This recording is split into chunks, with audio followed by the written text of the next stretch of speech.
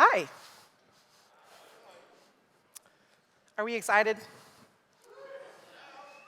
I'm excited for my slides.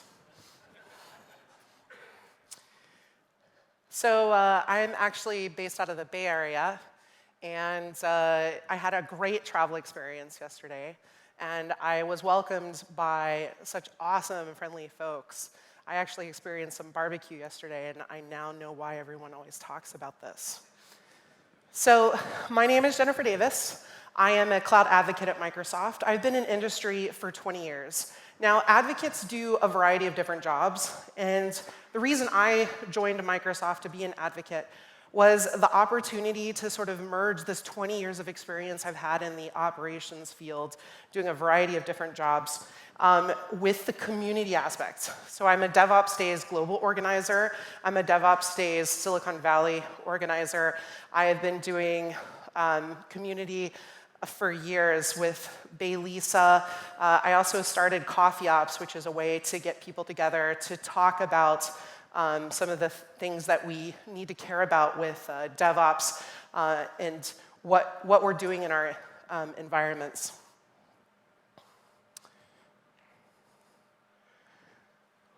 Often when we're looking at the path that we're taking, it looks like we're moving forward. What I find is that if we take a step back and look at our progress, we can see that we've taken a lot of switchbacks.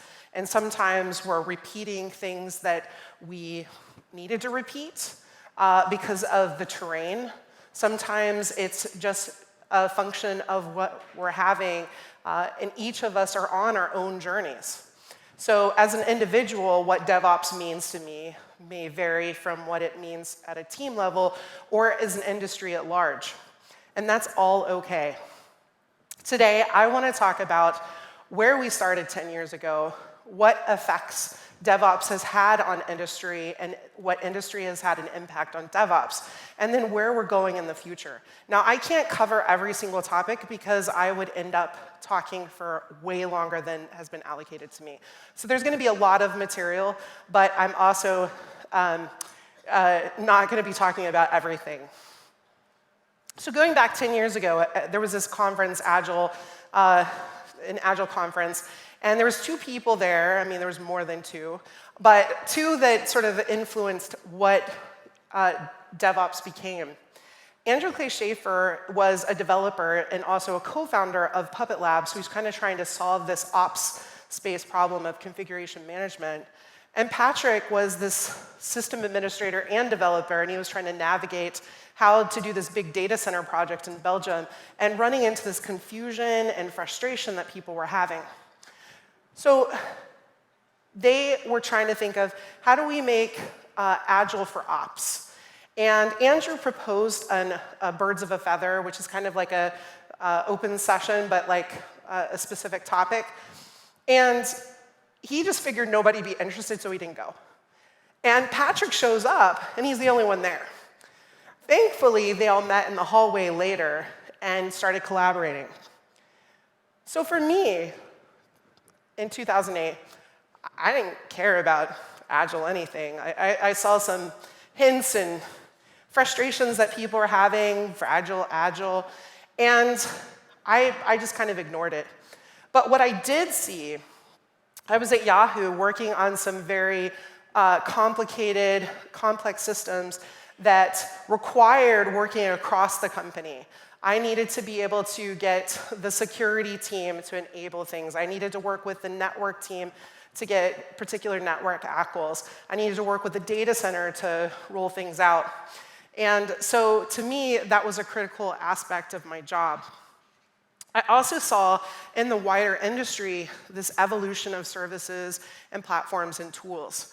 So one of the things that I really participated in at that time was Yahoo had a lot of internal hackathons, which gave me a broad spectrum of interactions with lots of individuals that were doing really cool things. But I also could go out into the industry and hack on stuff. Companies would give you access to their APIs and just like let you do stuff with it. And I was like, this is great, to hack on stuff. And I didn't care about prizes. I just cared about learning what was out there. Another thing that we take for granted today is there was the first hints of this idea of a cloud and being able to leverage infrastructure that wasn't something you managed. Now, a lot of people at that time were going, yay for no ops. And I was like, no. What this is all about is I don't have to care about the original chaos engineering. Originally, in data centers where we had to manage it, you had people who they took their path and wanted to go straight and make it as easy as possible to get where they were going. And you would end up with this bundle of mess. And I don't know about you, this just frustrates me. I am not good at managing that kind of chaos. I would prefer to have APIs that let me build out my infrastructure and let someone who is really awesome at managing that frustration of oh, now I need to add a new system, how do I cable it up correctly, and make it nice and organized. Also, around that time, in 2009, we had this conference called Velocity, and it came out of a few folks who wanted to bring excellence to the web operations space. Now, a lot of the original material was more front-end facing, and it slowly started to add back-end kind of information. One of the pivotal talks was this talk from John Oswald and Paul Hammond about 10+ deploys per day. And I was sitting in the crowd, and they were at Flickr, which was part of Yahoo, and I felt like, oh, this is not going to be good, going back to the office and people are going to be like, you need to deploy 10 times a day. And in the crowd, you could hear just this swell of there was half of the people were like, this is exciting, I want to do this, I want to do 10 deploys a day.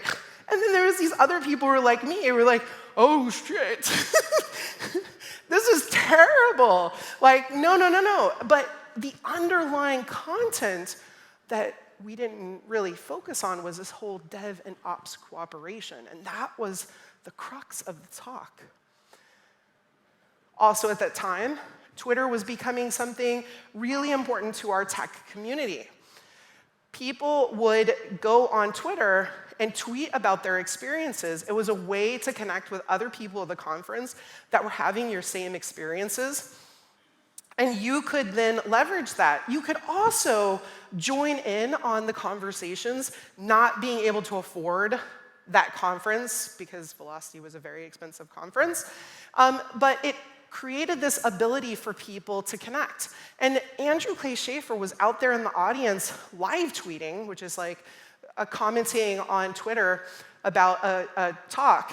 And he posted this about this talk. And the crux of this talk was focusing on how these leadership of these two teams at Yahoo with different incentives came together to encourage trust between the teams. So even if we have this risk-averse folks and the feature-focused folks, that we can come together and build trust. Now, Patrick was over in Belgium, and he was watching the live stream of Andrew saying, I wish I could be there. I wish I could experience these conversations that are being had. And someone said, why don't you start your own conference? And Patrick was like, what a good idea. And he started DevOps Days. And that's the foundation that laid what we are coming together to do, is this idea that we don't have to let industry drive us. We can drive industry as a community. We can come together and make change happen. And it's happened. A bunch of collaborators from that original conference worked with John Oswald and Jesse Robbins to write up some content for this web operations manual. It's still relevant and helpful today. One of our authors was Andrew Clay Shafer again, and I would totally recommend reading that chapter. DevOps Days Mountain View was the second DevOps Days that was started, and this was Andrew Clay Shafer, John Willis, Damon Edwards, and Jesse Robbins, who also led Velocity. And at that event, the community came together to describe sort of that first acronym to describe what DevOps is: culture, automation, measurements, and sharing. Later, they added lean, so there was calms or clams, depending on where you put the lean. And so that was where people were driven to think about, what is DevOps? Okay, so let's sidetrack over to another area that wasn't, folks weren't super active in the DevOps sphere, but they were having innovation of their own. And so continuous delivery came out from Jez Humble and David Farley.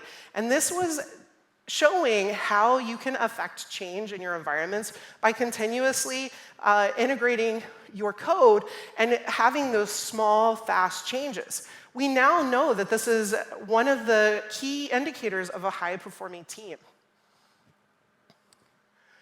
So Stephen Nelson Smith was one of those original attendees at DevOps Days Ghent.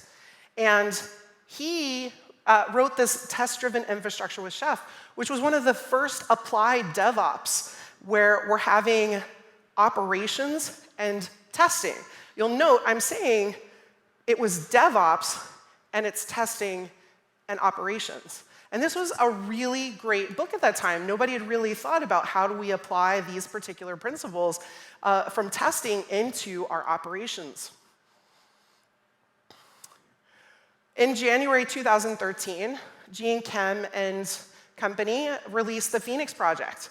And this sort of hit our community like this heavy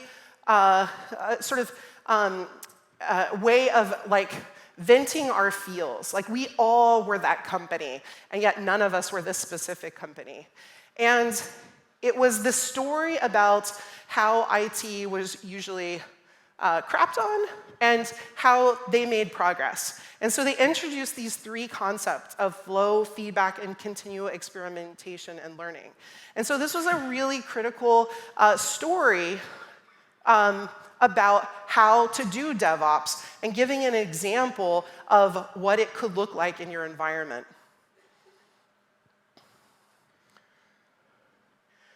But DevOps isn't just about technical excellence and change. In fact, it's mostly not about technical excellence. That's just an outcome. At DevOps Days Pittsburgh in 2014, I was coming off of working at Yahoo, and I was extremely burnt out.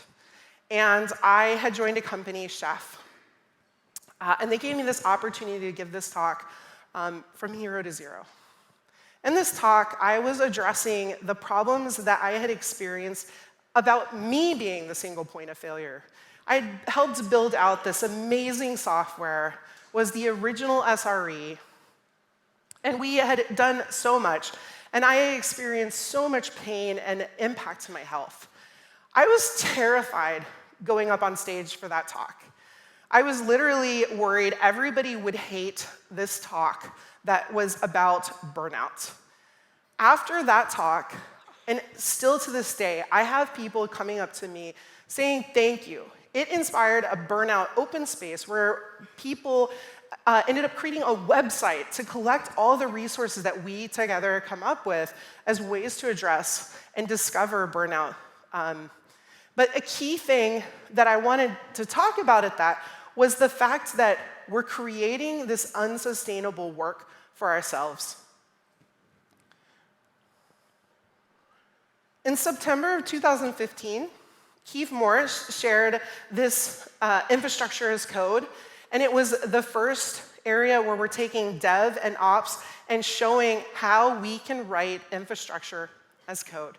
Now, today, we think about infrastructure as code in different ways. So sometimes we have a little bit of confusion when we're talking infrastructure as code. But the key thing about it is that it's software engineering practices applied to our infrastructure. We version everything, even our database.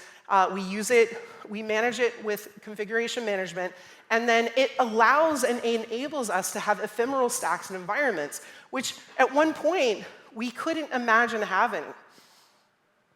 This gave us this ability to have immutable infrastructure. And yet, one of the key things about our industry is we are having this switchback situation. We're all on different journeys.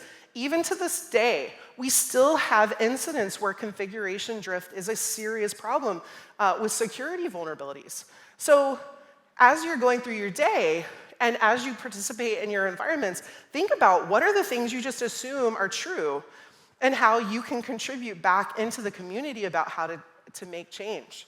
Infrastructure as code, we know, has extreme value, and yet we're still trying to figure out how to do this. Another event that happened that was not just technical excellence was that Paul Reed, based off of a Twitter discussion about TalkPay, facilitated an open space on TalkPay.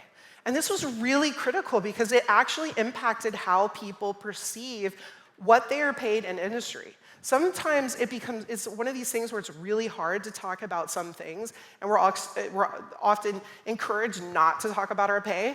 But I don't think that pay should be based off of, like, we shouldn't have different pay if you're doing ops versus dev versus tests. All of these pieces are important in our in building a quality product. We also shouldn't have different pay if you're in Kansas City or in Silicon Valley. Yes, there is differences in pay in terms of like the cost of living, but the value that you're bringing to your organization is still the same. I don't think Silicon Valley is better than Kansas City.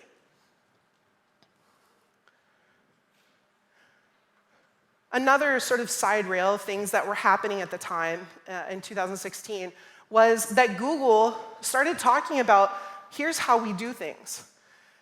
5 years previously, when I was doing Bay Lisa activities, it was very difficult to get Google to share what it is about how they're doing things. Now they released a book that was distilling all of these practices of bringing software engineering to the ops environment. One of the really interesting pages out there is this page from Rob Cummings, who talks about the many shapes of site reliability engineering. Just like with DevOps, where we're coming from different places, we have come to different places with site reliability engineering. It's not all the same thing at every place. And the key thing is, that's OK. To me, SRE is about an engineering discipline.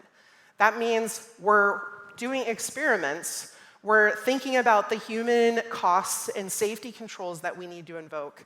And we're thinking about what are the appropriate levels. Once upon a time, we would spend so much effort making things 100% available when we know network and DNS aren't 100% available. And if we're on the internet, that is an absolute required dependency. So I'm going to go back a little bit in time. At Lisa in 2014, Ren Daniels and myself were sitting talking, and we're thinking, you know, DevOps has become this folk model. Basically, it's a word that invokes different meaning, and it causes confusion and frustration. What does it mean to be a DevOps engineer? What does it mean to have a DevOps team? And to some degree, we all want to say, no, these things shouldn't exist. But they do. And so the critical thing is not that they exist. That's fine. Like, if we're going to get paid more if we put DevOps in our role title, let's get paid more. But what is important is that we all come together and understand that we're trying to make things better. So we came up with a new acronym, because everyone needs CATs, because we're building for the internet. Collaboration, Affinity, Tools, and Scaling. Collaboration, we often just say everyone should collaborate. We don't really talk about what it means. It's the practices of people coming together, building to a particular outcome. So I don't have to be on the same team if I'm collaborating. I'm just trying to get to the same outcome. And it absolutely requires building trust, which is very difficult when we have short-lived teams, where I say team, It's not like you have your dev and your ops that are working together to try and get a feature out. It requires empathy, being able to understand what is motivating this person. So they're getting paid for deploying new features. Well, I'm paid if I get my bonus if there's 100% availability. So we have to navigate that different incentivization. And then absolutely critical is psychological safety and making sure that as an organization and as a team that we're able to share and ask questions. It is really crucial that people are able to say, I don't know. Why is this done this way?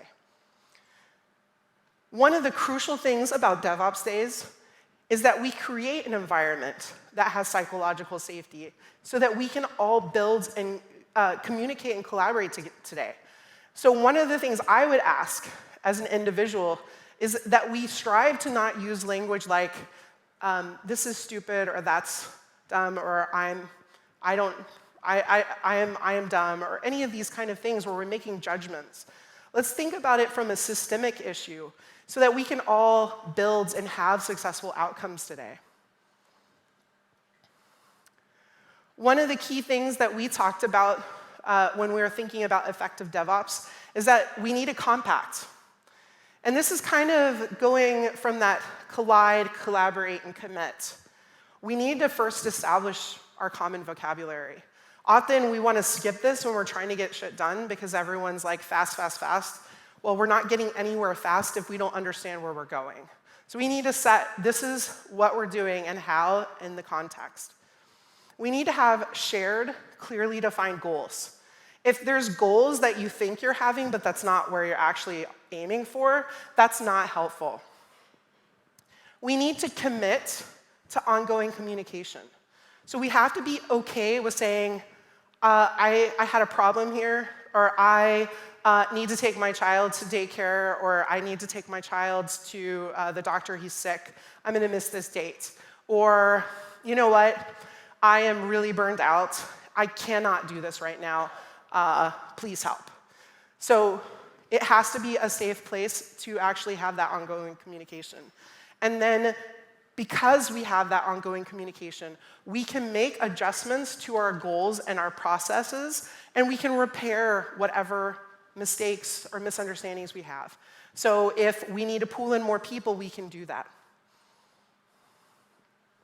Affinity is about building relationships. Right now, today, and tomorrow, you have so much opportunity to build connections outside of just your team and your organization.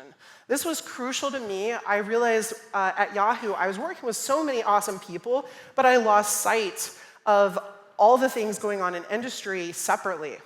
And I urge you that it is critical for your lifelong career to build the relationships with people. It has a value. You're going to reduce the time that it takes to get work done, and you're going to reduce the barriers that you have in order to get your message across, and you're going to build trust. And this is not just like for the short-term interactions. If you're new to this event, you may notice there are people that are hugging each other and just smiling and really welcoming to each other.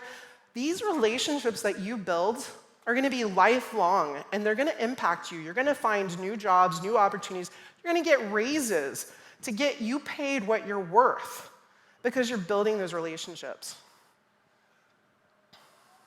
And yes, tools matter as they're accelerators. If you have something going on in your environment that is toxic, you're going to barrel yourself right down that path of not awesomeness. If you have tools that facilitate a culture of collaboration and trust, that's the environment you're going to build.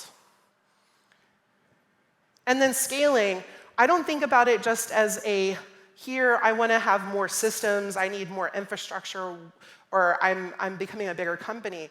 But more like if you think about rock climbers and how they navigate their challenges, they're having to move potentially side to side, up or down, depending on the challenges they face. We need to be able to move in an agile way and respond to changing conditions. Layoffs happen. But that doesn't have to be the end of the world. And the way that we do layoffs should totally reflect the value that we have in the people that we have. Okay, so shifting back and talking about progress, in 2016, Alice Goldfuss shared the first on-call selfie and encouraged other people to do so as well. In 2017, she gave a talk about this and the unexpected benefits of this. I totally encourage you on Twitter, if you're on call and you get paged, share a selfie. Now, the value is multifold. One, you get some comfort from other people in hug ops, talking on Twitter, but also you get an external reference in your team, what's happening, and how, like, the acceptable norms get hidden because everyone's experiencing, oh, this is okay. One of the things Alice mentioned is that she was able to see there were problems in her environment and maybe she's getting paged too much. It's really good to have this outside-in look into our environments and what's sustainable. In November 2017, Dominica shared Making Work Visible. Now, she was one of the original folks at DevOps Days who shared how to do Kanban, bringing ops work visibility to devs. Because before that, we're often driven by these tickets versus bugs that devs were having. And this helped frame more of the, how do I say yes and get success from my management and visibility into this work that I'm doing that is often perceived as a cost and not a value. In March 2018, Dr. Nicole Fosgren shared Accelerate, and this came from the State of DevOps reports over these 4 years. And it sort of set great guidelines of what is valuable and why DevOps is valuable. And if your manager hasn't read this book, they need to read it. Tell them and provide them a link to the book. They can also get the reports for free, so if they want to go back and read all the reports. But it's a really effective measurement of, like, how do we measure teams and what's the difference between a high-performing team and one that's not. And often, it's not about individuals getting work done. It's about how they're getting work done and what incentives are being driven at higher levels. The tools that we have, the impact that we're having on industry is massive. I've gone through, like, so many lists of talking about books that have come out of conversations that people have been having in our communities. And if you look around at the tools that are available to us, and I'm not talking about tools that are framed as this is a DevOps tool. What I'm talking about is tools that are shaping how we are able to collaborate and communicate. If you look at PagerDuty, if we look at Datazog, if we look at Honeycomb, if we look at all of these different tools that are out there, and also the companies. Earlier, there was a mention of going and visiting the sponsors. I encourage you to do this because it's not just about them selling you something, and I'm sure some sponsors don't understand how to communicate and collaborate with folks at DevOps Days.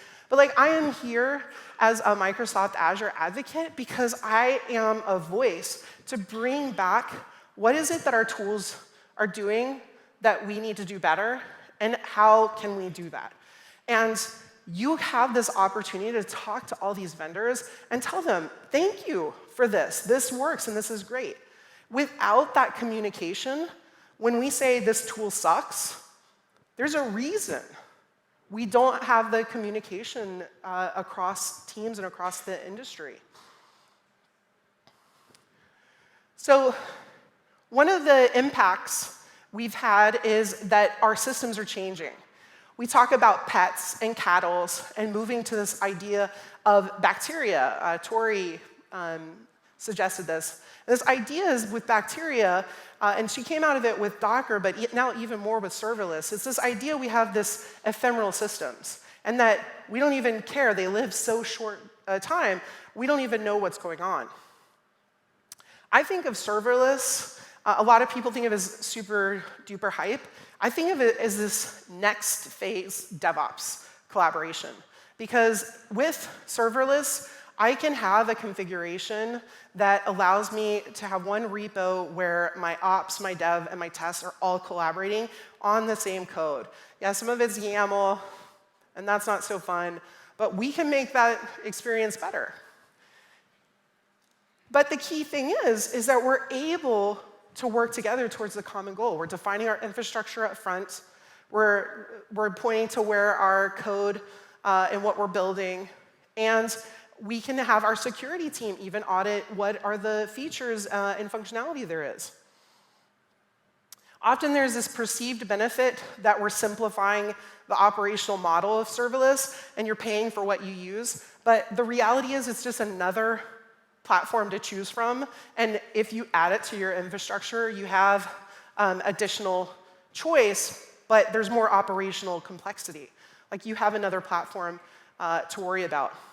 And you can reduce your cost, but then you have to deal with logging and observability, and that becomes more expensive. And when we think about what we're looking at, especially with these new platforms, sometimes there's this loss of like, I'm going to average out some metrics, and that'll tell me how good I'm doing. I have 99% availability. Well, you could have 99% availability, and one of your customers is 100% down, and that's not a good experience. So we have to think about what are our metrics that we're going to measure. Instead of thinking about our SLAs and sort of like averaging out something and thinking about contracts, thinking about what are the indicators that show that we are building a successful platform, or what we need to measure for our customers to be happy. And then what are our objectives? Where do we want to get to? Because we don't want to just say, I need to have 100% availability, and that's what I'm going to target. All of these different themes showed up in the DevOps report from last year, that we have monitoring, observability, and additionally, continuous testing, database change management. All of these things were shown as higher performing DevOps teams. And a key thing about that is that DevOps is more than just developers and operations. I know the term is DevOps, but it's meant as a way to frame how we're working together and how we're building bridges across these different silos, rather than saying, oh, let's isolate the devs and the ops over here from everybody else in the organization. Everybody has value building towards our products and our services. And it's more than just web operations. A lot of times people get caught up in this idea that, oh, this is only valuable to people building websites. It's across all of our industries. The DevOps report from this year showed that every industry can be impacted and have value from this, and that enterprises are less performant because of the complexities they have. They need more DevOps. One of the things that we talk about is adding some testing into our environments and understanding, having more context there. Angie Jones provided this great resource. She kicked off the Test Automation University. I encourage everyone to take a look at this. There's even a DevOps and testing course, and it's all free. And when we think about the whole life cycle of what we're building and how we're building it, instead of thinking of it as this complex system where we separate out the dev and the ops, just think about the whole cycle and apply everything everywhere. It doesn't mean that everyone does all of the jobs, but everyone needs to have context at every stage of our life cycles.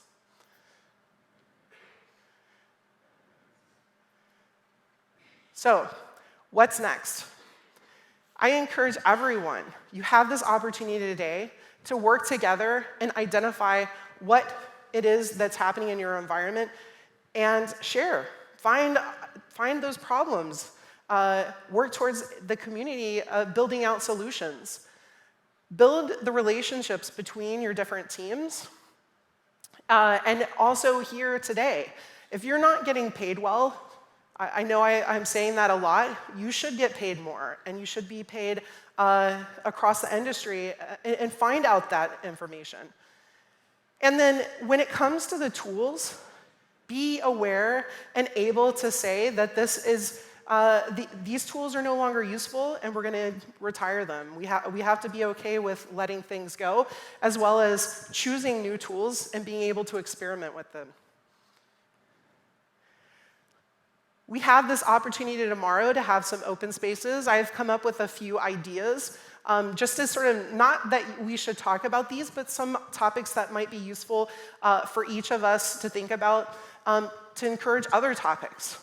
Maybe we can talk about sustainable on-call. Like, why is this idea that we do 24/7 acceptable? Like, I don't imagine. I keep getting this feedback, no, this is the way it's always done. And whenever I hear this is the way it's always done, that makes me think maybe we need to change it. We are coming together as a community, and we're going to define where DevOps goes next. It's not some other set of people saying DevOps is this and feeding it to you and telling you this is where it goes. You are part of deciding where it goes. I want to say thank you so much for the opportunity to share all of this. Please do give me feedback. Feedback is awesome. And I have taken all of the resources and a couple of the ones I've had to cut for time purposes and stuck it on a blog post. You can find it on this resources. I want to say thank you so much.